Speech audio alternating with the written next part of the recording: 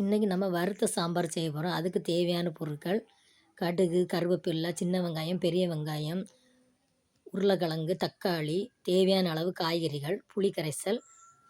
நம்ம பருப்பை முதல்ல வேக வைப்போம். பருப்பு, ஜீரகம், பூண்டு, மஞ்சத்தூள், காயப்பொடி இவ்வளோ போட்டு வேக வச்சு எடுத்து வச்சுக்கிடலாம். நல்லா வேக வச்சு எடுத்து வச்சுக்கிடணும்.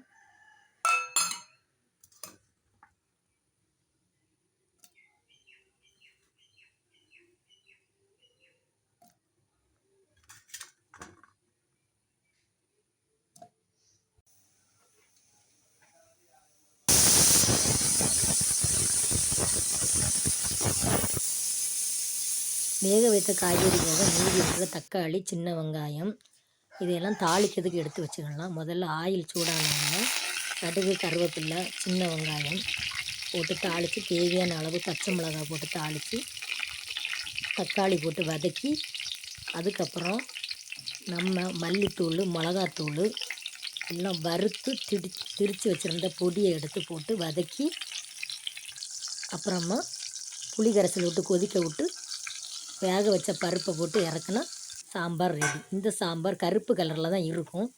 உங்களுக்கு தேவையான முழு மல்லி, மிளகாத்தலை நல்லா திரித்து வறுத்து லாஸ்ட்டில் போட்டுக்கலாம். நம்ம ரொம்ப வறுக்காதனால முதல்ல போட்டு நல்லா வதக்கி எடுத்துக்கலாம். இது நல்லா மஞ்சள் கலரில் செவச்செவன்னு இருக்காது, கருப்பு கலரில் தான் இருக்கும். ஏன்னா வறுத்து போட்டிருக்கிறனால.